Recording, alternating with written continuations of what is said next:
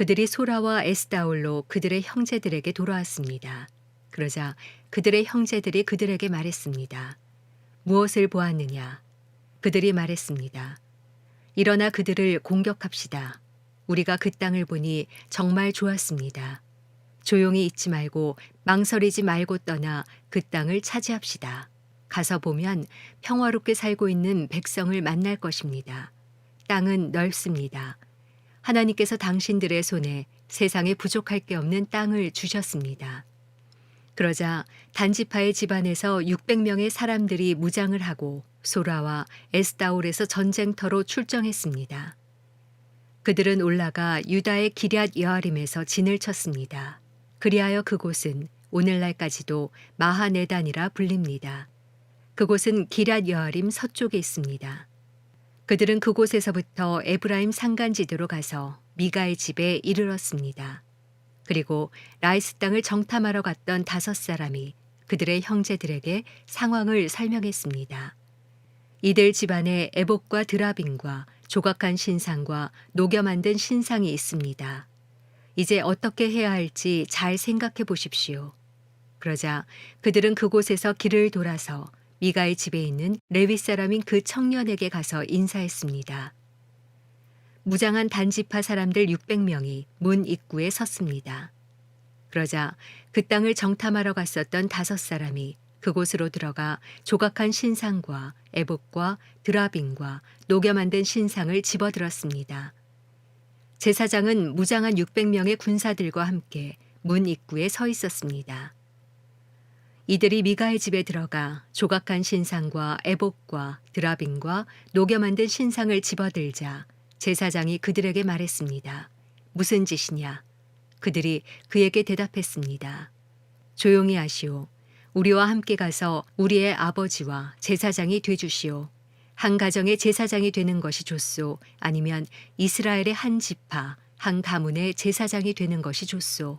이에 제사장은 마음이 기뻤습니다. 그는 에봇과 드라빈과 조각한 신상을 가지고 그 백성들 가운데 끼어서 함께 갔습니다. 그들은 돌아서서 떠났습니다. 아이들과 가축들과 소유들을 그들의 앞세웠습니다. 그들이 미가의 집에서 멀어졌을 때 미가의 집 근처에 살던 사람들이 모여 단 사람들을 가까이 쫓아갔습니다. 그들이 단 사람들을 부르자 단 사람들이 돌아서서 미가에게 말했습니다. 사람들을 이끌고 오다니 무슨 일이냐? 그가 말했습니다. 내가 만든 신들과 내 제사장을 너희가 데리고 가버렸으니 내게 무엇이 더 남아있느냐? 무슨 일이냐라고 너희가 어떻게 말할 수 있느냐? 단 사람들이 그에게 말했습니다. 내 목소리가 우리에게 들리게 하지 마라. 그렇지 않으면 성질이 거친 사람들이 내게 가서 내 목숨과 내 가정의 목숨을 빼앗을지 모른다. 그러고 나서 단 사람들은 그들이 가던 길을 갔습니다. 미가는 그들이 자기보다 더 강한 것을 보고 뒤돌아 그의 집으로 돌아갔습니다. 그리하여 그들은 미가가 만든 것과 미가의 제사장을 데리고 라이스로 갔습니다. 조용하고 평화롭게 살고 있던 백성에게 가서 그들을 칼로 죽이고 그 성읍을 불살랐습니다. 그 성읍이 시돈에서 멀리 떨어져 어떤 사람들과도 교류 없이 지내고 있었고 그 성읍이 또 베드로 근처 골짜기에 있었기 때문에 그들을 구해줄 사람이 없었습니다. 그리하여 단 사람들은 성읍을 다시 짓고 그곳에 살게 됐습니다. 그들은 이스라엘에게서 태어난 그들의 조상인 단의 이름을 따서 그 성읍의 이름을 단이라고 불렀습니다. 그러나 그 성읍의 이름은 원래 라이스였습니다. 거기에서 단지파는 우상을 세웠습니다. 그 땅이 점령당할 때까지 모세의 손자요 게르솜의 아들인 요나단과 그의 아들들이 단지파의 제사장이 됐습니다. 그들은 하나님의 집이 실로에 있는 동안 내내 미가가 만든 우상을 자기들을 위해 세워두었습니다. 사사기 19장. 그 당시에 이스라엘에는 왕이 없었습니다. 한 레위 사람이 에브라임 산간지대 외딴 곳에서 살고 있었습니다. 그는 유다 베들레헴에서 온 첩 하나를 얻었습니다. 그러나 그의 첩은 그에게 나쁜 일을 하고는 그를 떠나 유다 베들레헴에 있는 자기 아버지의 집으로 가버렸습니다. 그녀가 그곳에 가 있은 지 4개월이 됐습니다. 그녀의 남편이 그의 하인과 함께 당나귀 2마리를 끌고 그녀를 찾아가서 돌아오라고 설득했습니다. 그 여인이 그를 자기 아버지의 집으로 데려오자 그녀의 아버지는 그를 보고 반갑게 맞이했습니다. 그의 장인, 곧 그 젊은 여자의 아버지가 그를 붙잡아서 그는 그와 함께 3일을 지냈습니다. 그들은 먹고 마시고 그곳에서 머물렀습니다. 4일째 되는 날 그들은 아침 일찍 일어났고 그는 떠날 준비를 했습니다. 그러나 그 젊은 여자의 아버지가 그의 사위에게 말했습니다. 빵 몇 조각을 좀 먹고 기운을 차린 다음에 가게. 그리하여 그 2사람은 함께 앉아 먹고 마셨습니다. 그 젊은 여자의 아버지가 그 사람에게 말했습니다. 부디 오늘 밤 머물며 즐겁게 지내게.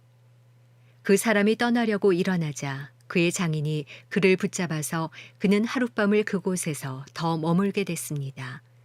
5일째 되는 날 그가 가려고 아침 일찍 일어났습니다. 그 젊은 여자의 아버지가 말했습니다. 기운을 차릴 수 있도록 오후까지 기다리게. 그리하여 그 2사람은 함께 먹었습니다. 그러고 나서 그 사람이 그의 첩과 그의 하인과 함께 떠나려고 일어나는데 그의 장인 곧 그 젊은 여자의 아버지가 그에게 말했습니다. 자, 보게나 저녁이 다 됐네. 부탁이네. 하룻밤 더 머무르게. 여기서 하룻밤 머물면서 즐겁게 지내게. 그리고 내일 아침 일찍 일어나 길을 떠나 내 집으로 돌아가게. 그러나 그 사람은 하룻밤 더 머물지 않고 안장 얹은 나귀 2마리와 자기의 첩을 데리고 길을 떠나 여부스 곧 예루살렘을 향해 갔습니다. 그들이 여부스에 가까이 왔는데 날이 저물어가자 하인이 그의 주인에게 말했습니다. 부탁입니다. 이 여부스 사람의 성읍에 가서 그곳에서 하룻밤을 머무르시지요. 종의 주인이 그에게 대답했습니다. 우리는 이스라엘 자손이 아닌 다른 민족의 성읍에는 들어가지 않는다. 우리는 계속해서 기브아로 갈 것이다. 그가 자기의 하인에게 말했습니다. 기브아나 라마까지 가서 그 둘 가운데 한 곳에서 머무르도록 하자. 그래서 그들은 가던 길을 계속 가서 해질 무렵에 베냐민에 속한 기브아 부근에 이르렀습니다. 그들은 기브아에 가서 하룻밤을 머물기 위해 그곳에서 길을 돌렸습니다. 그들이 가서 그 성읍의 광장에 앉아 있었지만 자기 집에서 하룻밤 재워줄 사람은 하나도 없었습니다. 저녁이 돼 한 노인이 일을 끝내고 들판에서 돌아오고 있었습니다. 그 사람은 에브라임 산간지대 출신으로 기브아에 살고 있는 사람이었습니다. 그곳 사람들은 베냐민 사람들이었습니다. 그가 성읍의 광장에 여행객이 있는 것을 보았습니다. 그 노인이 말했습니다. 어디로 가는 길이요? 어디에서 왔소? 레위 사람이 그에게 말했습니다. 우리는 유다의 베들레헴에서 와서 에브라임 산간지대 외딴 곳으로 가는 길입니다. 제가 그곳 출신입니다. 유다의 베들레헴에 들렀다가 여호와의 집으로 가는 중입니다. 그런데 저를 광장에서 자기 집으로 데려가려는 사람이 아무도 없습니다. 우리는 나귀를 먹일 집과 여물이 있을 뿐 아니라 당신의 종과 당신의 하녀와 우리의 하인이 먹을 빵과 포도주도 있습니다. 우리에게 부족한 것은 아무것도 없습니다. 노인이 말했습니다. 당신이 편안하기를 바라오. 그러나 당신이 필요한 것은 내가 책임지겠소. 그저 광장에서 하룻밤 머무는 일만은 하지 마시오. 그래서 그 노인은 그를 자기 집으로 데려갔습니다. 그곳에서 나귀들에게도 먹이를 주었습니다. 그들은 발을 씻고 나서 먹고 마셨습니다. 그들이 이렇게 즐기고 있을 때 그 성읍의 불량배들이 그 집을 둘러싸고 문을 두드리며 집주인인 그 노인에게 소리쳤습니다. 당신 집에 온 그 사람을 데리고 나오시오. 우리가 그와 관계를 가질 것이오.